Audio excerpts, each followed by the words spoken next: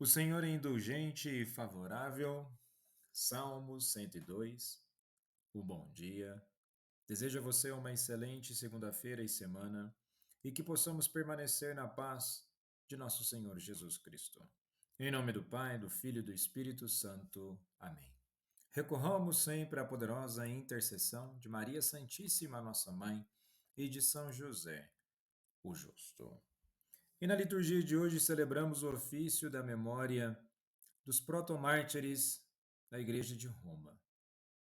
Isto é, os primeiros cristãos que entregaram a vida por amor a Cristo são como as colunas vivas sobre as quais se ergueu a fé da Igreja nascente. Não foram apenas vítimas de uma perseguição brutal, mas testemunhas radiantes da verdade que transforma a vida. Jesus Cristo ressuscitou e vale a pena morrer por ele. Tertuliano, um grande teólogo do início da igreja, diz assim: o sangue dos mártires é semente de novos cristãos. E esses mártires, homens, mulheres, jovens e idosos, testemunharam a fé em Cristo. E que possamos também, a exemplo desses santos, testemunhar a nossa fé, seja em qual for a circunstância. Na primeira leitura de hoje, em Gênesis, capítulo 18, dos versículos 16 ao 33, é o trecho que segue a visita dos três homens a Abraão, onde é prometido que Sara dará à luz. Agora, os mesmos visitantes, um deles identificado como o Senhor, caminham rumo a Sodoma e Deus revela seu propósito a Abraão. Ocultarei eu a Abraão o que estou para fazer? É uma interrogação.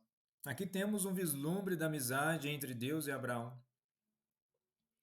E a expressão hebraica Hakezi Ani sugere um vínculo de intimidade. Deus não age de forma arbitrária, mas compartilha seu plano com um amigo. E depois, nos versículos 20 ao 21, temos que o clamor de Sodoma e Gomorra é muito grande.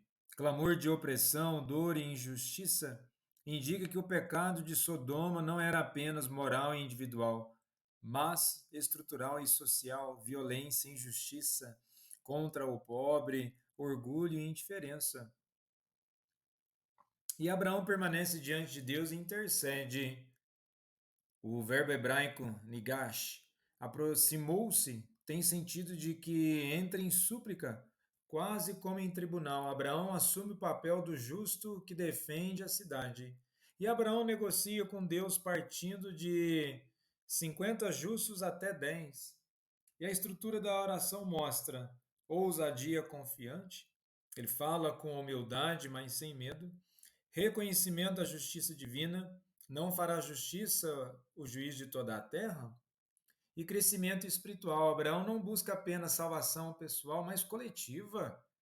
E muitas vezes no mundo de hoje as pessoas buscam, nós devemos tomar muito cuidado com isso, uma salvação pessoal ou personalizada, como se fosse um Jesus pessoal, um Deus pessoal, e com isso recorre-se unicamente a práticas ritualísticas de certos ritos fechados, esquecendo da dimensão de uma misericórdia ampla.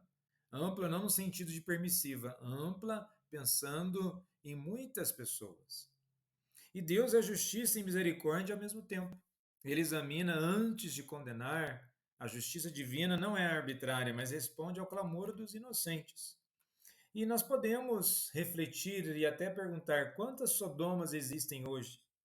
Cidades que clamam ao céu por justiça, onde há abuso, corrupção, violência entre os inocentes, onde se perdeu o temor de Deus? E onde estão os Abraãos que se colocam na brecha? Vivemos tempos em que é fácil julgar, condenar, cancelar, mas o justo, o amigo de Deus, intercede. Ele não ignora o pecado, mas também não desiste da possibilidade da conversão do outro.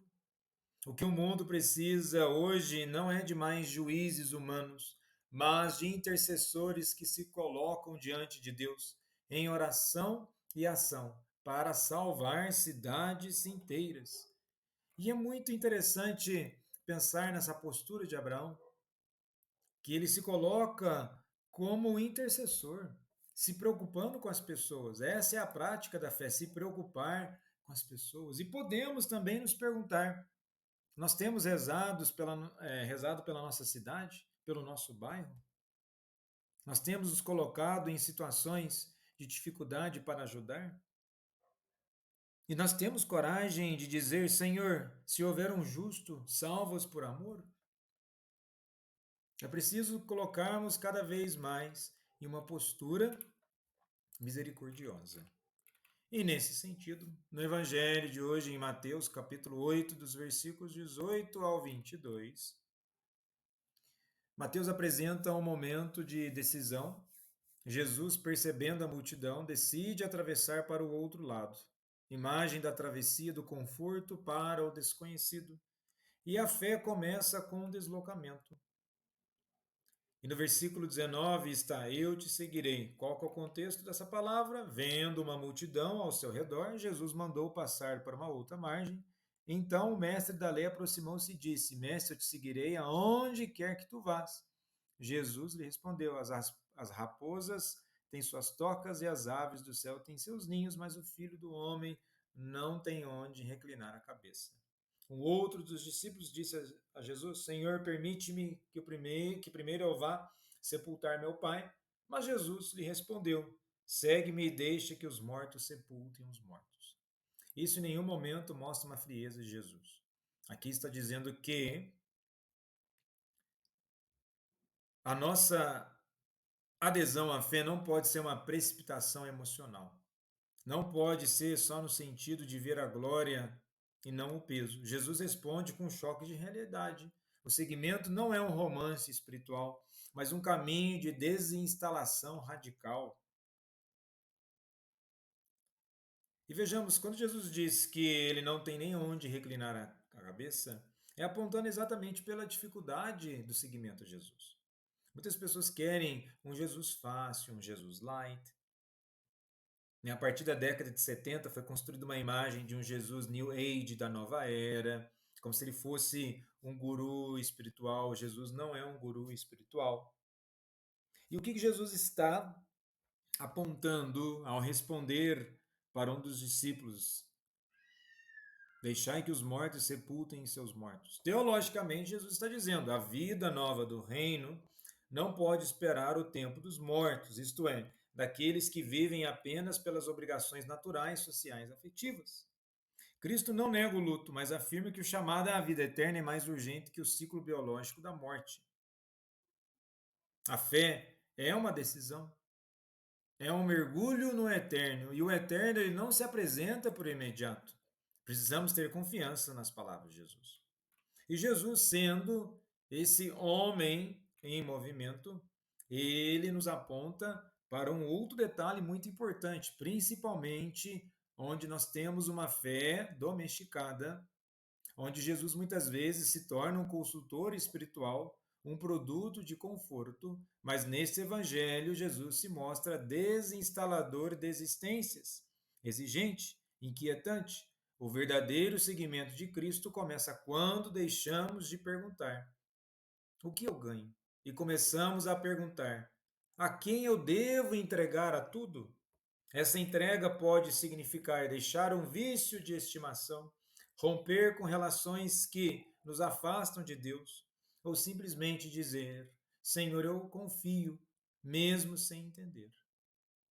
E nesse sentido, que possamos viver na dinâmica de quem ama, de quem escuta e quem busca verdadeiramente não só a misericórdia de Deus para si, mas a misericórdia de Deus é também da dinâmica e do movimento, e ao receber a graça de Deus, que possamos ser portadores da graça e expandir essa graça ao próximo. Que os protos mártires de Roma roguem por nós. Jesus, manso e humilde de coração, fazei o nosso coração semelhante ao vosso.